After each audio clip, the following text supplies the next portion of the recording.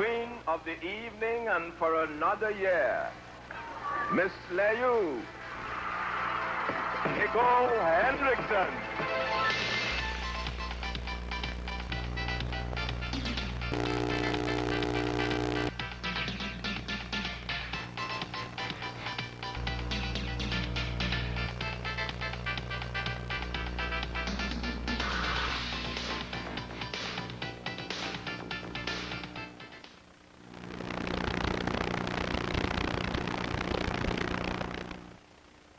You know, that's the way I was raised, to respect myself and never to let myself think that I can't do something. I always have to have confidence in myself.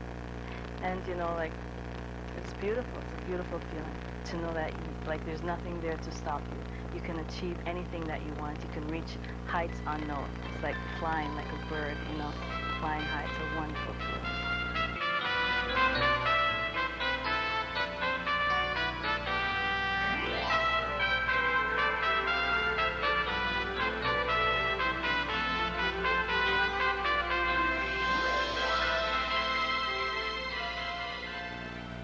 Around 18, 19, I said, well, Mom, I've done so much, you know, I've done shows all over the world, you know, clubs, commercials, film, lots of things. I want to be a beauty queen. I want to wear a crown, you know, and, you know, shine for about a year. And I said, well, Ma, like, my mom comes from St. Vincent and the Grenadines. It's a beautiful island in the Caribbean. So I said, well, Ma, I want to be Miss St. Vincent and the Grenadines.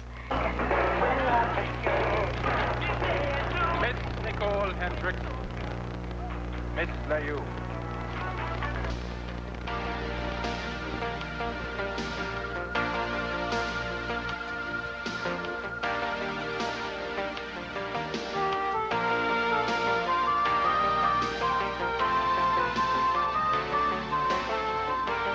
We should, for starters, keep our land clean, the seas, the land, so that the kids can grow up in a healthy environment.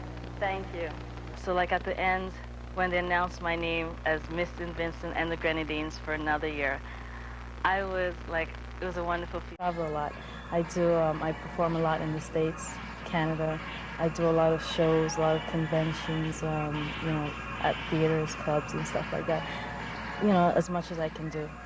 So you have training perhaps in tap and jazz, yeah, but now would you ballet. say you're modern dance, or you do more balletic performances? I would, if you want to define it, it would be modern jazz. But I put tap into it, and I put ballet into it, and I put hip hop into it, and I put everything into it. So you get a combination of, you know, all those things combined. Oh, good question. I wrote them because I wanted to be a queen of something. I don't know. It's like I've done. It's like I want to be on stage, and there's nothing else to do. I did the dance and I did the acting. What else is there? Right, become a queen. Luckily, they accepted me, so I went down there. I had to stay 3 months though, just to get into stuff, and I had to enter several pageants before I could enter the pageant for Miss St. Vincent and the Grenadines. That's right. Tasma, a trained nurse, is in the same room. She's on the phone to her husband, Anna Nicole's bodyguard, Mo. I had been calling her off and on and asked her how was Anna doing. She said, oh, she's still asleep. Everything seems to be good. I said, okay. Anna Nicole has barely moved since going to the bathroom this morning. As Tasma talks on the phone, Anna Nicole's friend Bridget checks in to see how the sick model is doing. Bridget thought I was talking to Anna, and she came into the room and she said, oh, Anna's awake. I said, no, I'm speaking to my husband. So she came in and she just walked straight up to the bed and she said, Anna, oh, Anna. And she says, oh, something's wrong. And that's when she called me. They notice that Anna Nicole's mouth is hanging wide open. They call her name but get no answer. Bridget starts bending Anna Nicole's foot and gets absolutely no response. And it was at that point that I knew that something was wrong.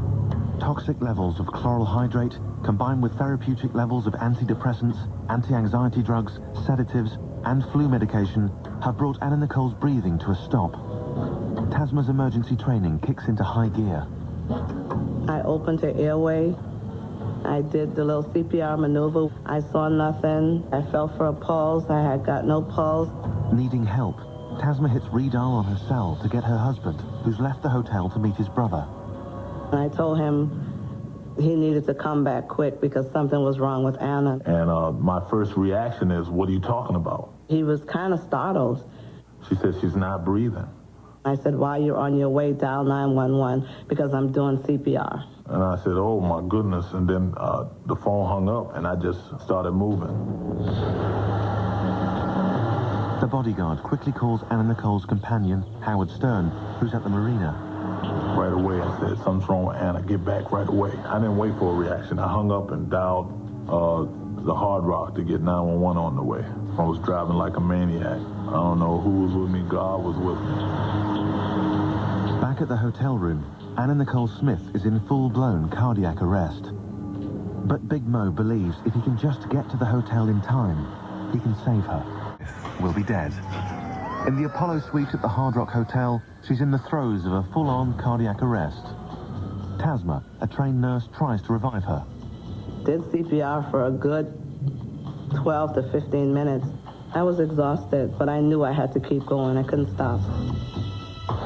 Racing to the hotel is Anna Nicole's bodyguard, Big Mo. Like his wife Tasma, he's trained in emergency first aid. When I arrived to the Hard Rock, I just drove up to the valet, left it running. Mo came in. He was like, is there any reason that you're doing CPR on the bed? This is not effective. And I said, I couldn't get her on the floor. She's heavy. I tried to pull her 2 arms, but she was dead weight. Meanwhile, paramedics rush to the scene. First thing I noticed with Anna was her lips was blue. And I knew I had to go to action real quick. So I picked Anna up off the bed. He said he felt a faint pulse, but I never got a pulse. And so I just kept on pumping her and breathing for her. Mo was doing the compressions and I was doing the ventilations. And eventually he would push me out of the way here and there and he would do both. And that's when I started getting a little bit emotional, and I just started screaming her name. I said, baby girl, if you got anything in you, please come back. Danny Lynn needs you. I said, forget it, I need you. We all need you. He was very emotional. I've never seen him like that. When paramedics arrive at 1:46 p.m., they use 2 defibrillator pads to try and kickstart Anna Nicole's heart. Howard came back to the hotel while this was going on. He was just inconsolable. And he said, Mo, what's the matter with Anna? Is she okay? And all I could tell him was they're doing everything they can. For the next 15 minutes, paramedics tried desperately to bring her back to life. At 2:10 p.m.,